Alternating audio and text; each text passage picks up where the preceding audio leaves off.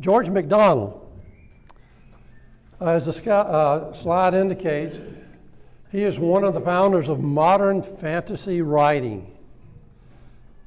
Now, this is not what you would find at a checkout counter at the grocery store, but it is more in the line of what you might have read in Tolkien and others who deal in this type of writing.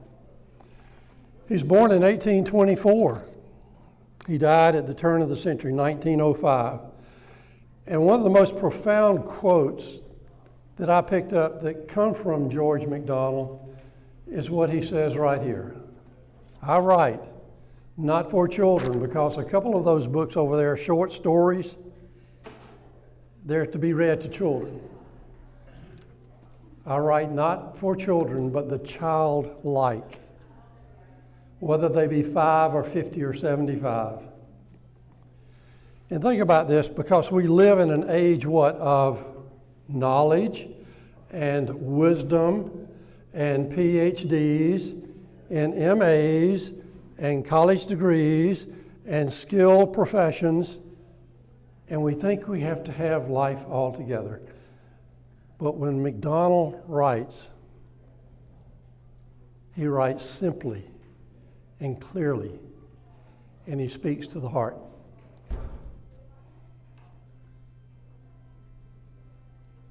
Oh, Barbara, my wife, is the expert here.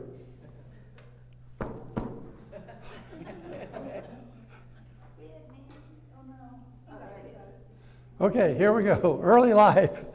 A little bit about George MacDonald. Of course, he's Scot. He's born up in the western area of Aberdeenshire, Scotland. He is of the clan MacDonald of Glencoe.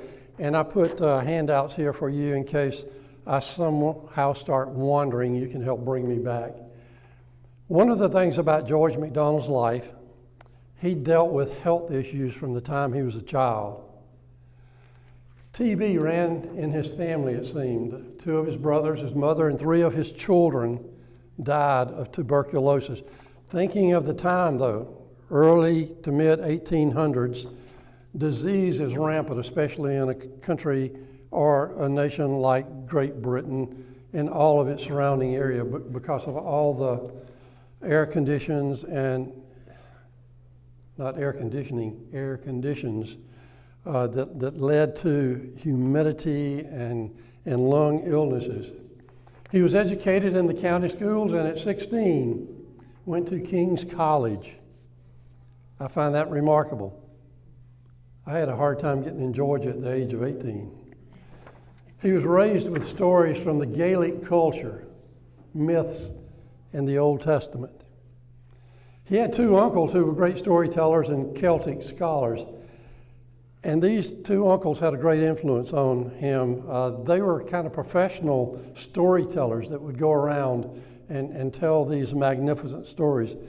Years ago, Barbara and I, for our 40th anniversary, took a Celtic lands tour. And as we went through Scotland and Wales and Ireland, we always heard these stories about the fairies and all the myths and all going into the moors and what was happening.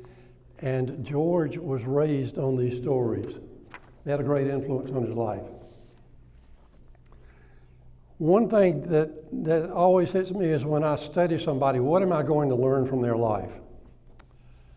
How can I take their life and glean it and incorporate into my life what I've learned about this? And so we're going to take 3 occasions in this time to where you can talk with someone at your table about some of these situations, because focusing upon George MacDonald, the stories that he heard sitting in family circles, as his mom and dad would call the family together and the stories would be told, that is the way they communicated life and faith, tradition, and just what it meant to be a human being. So I would like for you to take a time at your table, one-on-one, in 2s, not with your spouse, not with your spouse. If you need to get up and move, stay within the state of Georgia, but find another table and talk with somebody you don't know as well. Introduce yourself, and then look at this question. Who in your immediate family was or is the family storyteller? And then what stories were passed on to you that deeply impacted your life? And then how have you passed these on to your children? Now, you can be older, a grandparent, a parent, or a young parent. But think about these things. I'm going to give you each about 2.5, 3 minutes, one then the other. It's going to take about 5 minutes. And let you talk with somebody, and I'll call us back together and we'll continue George's life. So go ahead and kind of mix it up, and I will ring a bell, and we will continue with George's story in about 5 minutes. Barbara, flip up if you will. My grandmother Johnson down in Marshville, Georgia, south of Macon, I can see myself sitting in the tub when I was 5 or 6 years old on one of those hot summer days, and she was telling me Joel Chandler Harris stories about Burr Rabbit, and Burr Fox, and Burr Bear, and what it was like to use your mind and your wiles to get out of trouble or get into trouble and so forth. But my dad's older brother, Robin, was the family storyteller, and he would pull out the thick, small picture album of the Bowie side of the family and go through and say, well, that was the ship that your great-great-great-grandfather came in on, and he would bring the story along. And those things helped shape my life. MacDonald, though, go back to him. When you look at his faith, he is known as a man of faith.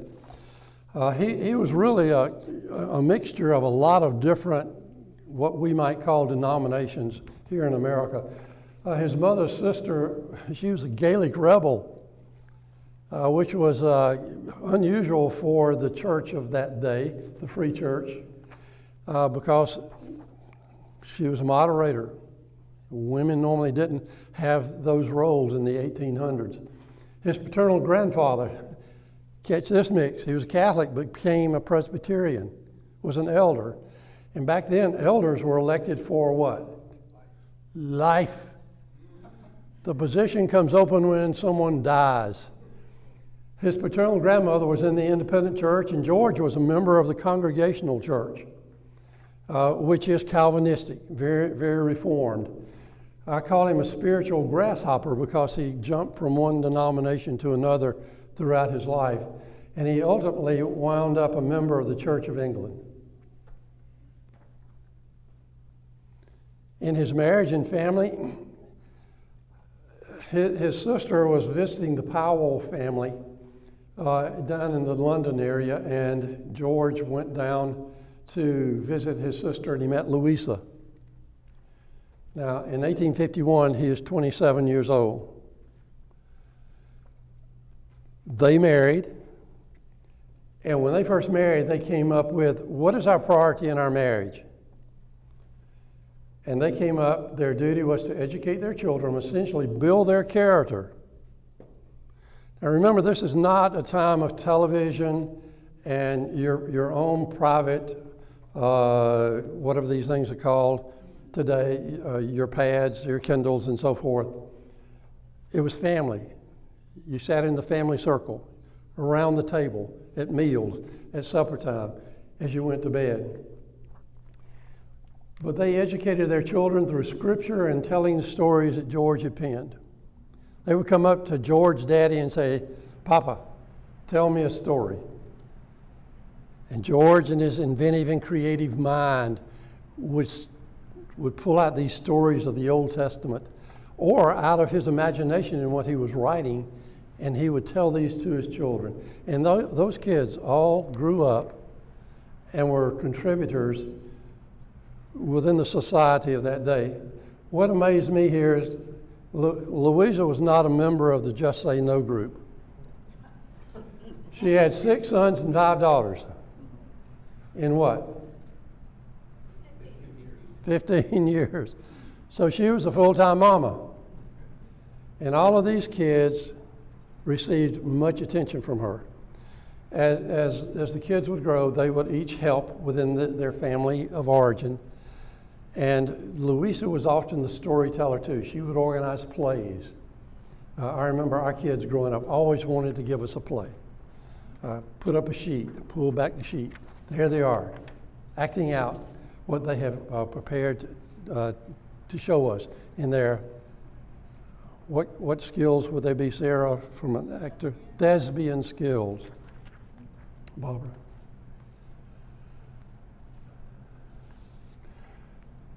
That brings us to this part. What values, especially faith values, are you passing or have you passed to your children? What faith values, especially, have you passed to your children? And how do you do this? If you will, turn in your one-on-ones for the next couple of minutes and talk about how you're passing on these values of your faith to the kids. Or if you're grandparents, how you did your best to pass on those values to your children and grandchildren. Take about 5 more minutes and do this, if you will. Okay, how's Georgia going to do in football this year? One of the reasons I do things like this, again, is to try to take it out of the theoretical and put it in practice. How do we practice what we hear and learn and so forth? How many of you have had your children leave home? Raise your hand, if you will.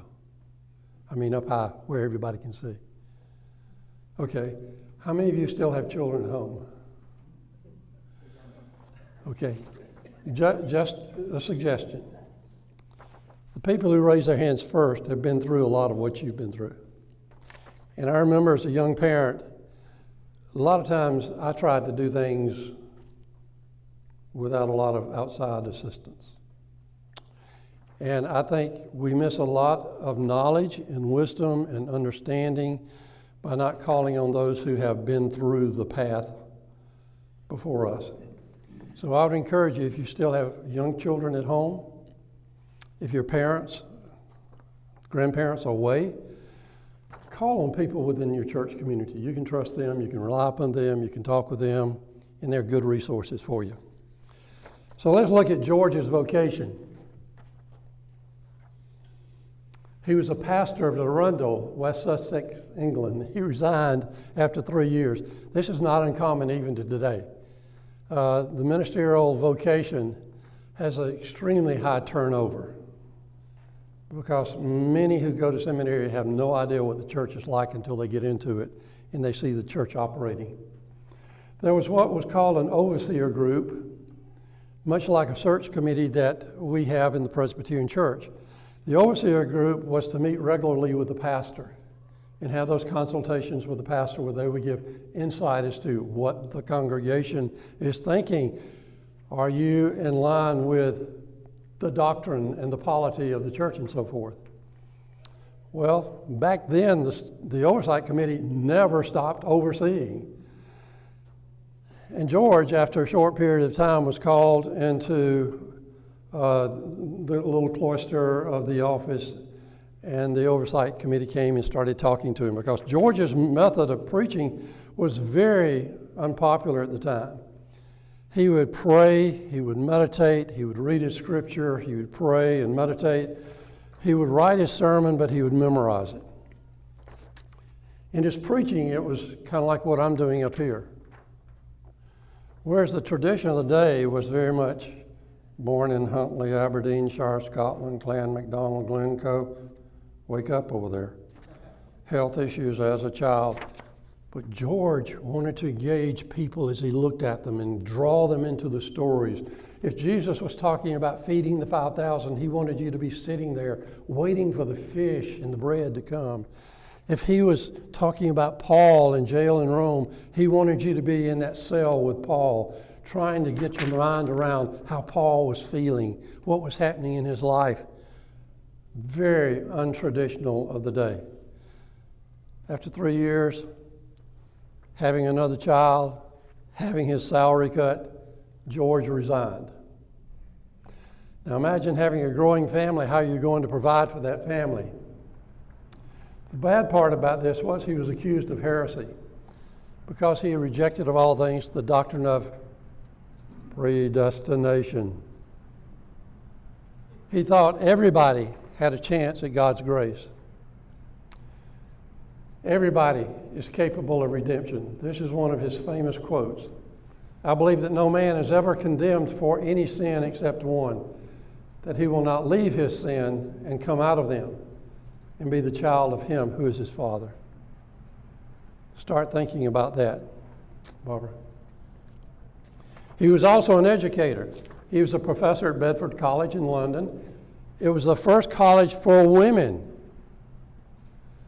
And George taught English Lit. There was a time when most of the teaching leaned heavily upon Greek and Latin, and he put it in the vernacular of the day, into English. He was a lecturer in England and Scotland, and for a little over a year, he came to America and toured and lectured and got to meet many of the writers here in America. He was also a lecturer in the evening at King's College, London. He helped working men improve their educational status in a society that was based on tradition and lords and kings and queens and commoners. George saw the value of women and men who were often on the margin. He was also a magazine editor. This one was for children, God's Words for the Young. He drew heavily upon what he taught and passed on to his children. He wanted all children, regardless of their age, to know these great stories about faith. He was also an author, and this is what he's best known for. Over this roughly 40-year period,